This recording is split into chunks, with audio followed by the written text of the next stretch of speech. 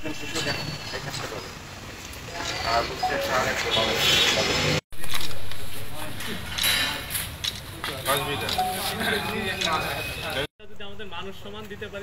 আপনারাই সেটা সার্টিফাই করবেন যে আসলেই ভালো হয়েছে কিনা।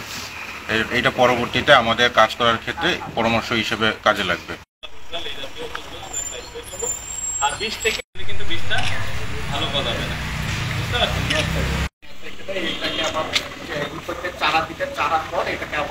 বীজ বিতরণ অনুষ্ঠানে উপস্থিত মুজিবনগর প্রেস ক্লাবের সম্মানিত সভাপতি, আমাদের মুজিবনগর উপজেলার ভারপ্রাপ্ত কৃষি কর্মকর্তা সহ অন্যান্য সাংবাদিকবৃন্দ এবং আমার কৃষক ভাইরা, সবাইকে আসসালামু আলাইকুম। আমরা আসলে এই গ্রীষ্মকালীন যে প্রণোদনাটা, এটি আমরা অনেক চড়াই উতরাই পার করে আজকে আপনাদের হাতে দিতে পারছি। আলহামদুলিল্লাহ যে আমরা শেষ পর্যন্ত আপনার হাতে পৌঁছাতে পেরেছি। তো আমরা চাই আমাদের এই প্রণোদনা বিতরণের মাধ্যমে আমাদের কৃষকরা উপকৃত হোক। আপনারা যারা কৃষক আছেন তারা একটু বলেন যে যদিও বুঝতে পারছি যে গ্রীষ্মকালীন পেঁয়াজ একটু দেরি হয়ে গেছে বর্ষা টর্ষা এবং কেনাকাটার জটিলতা মিলিয়ে, কিন্তু এটা তো আপনাদের উপকার হবে এখনো লাগালে আপনারা হবে তো? হ্যাঁ, অবশ্যই। আচ্ছা, তাহলে ভালো।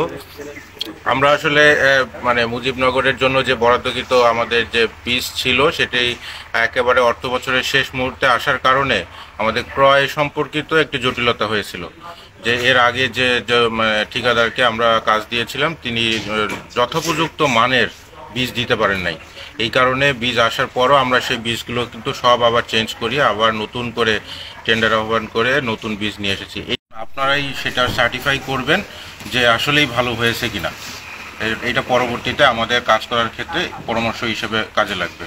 তো আমার মুজিবনগরের সব থেকে one of the financial crop হচ্ছে এই পেঁয়াজ। তো আমাদের পেঁয়াজ চাষি অনেক, ছোট বড় মিলিয়ে, এই জন্য সরকার কিন্তু আমাদের মুজিবনগরে বেশি বরাদ্দ দিয়েছে। তো আশা করি আপনারা এটি সদ্ব্যবহার করবেন এবং আমাদের উপসহকারী কৃষি কর্মকর্তারা আছেন, তারা আপনাদেরকে এই যেমনটি আমাদের কৃষি অফিসার বললেন যে কী ধরনের পরামর্শ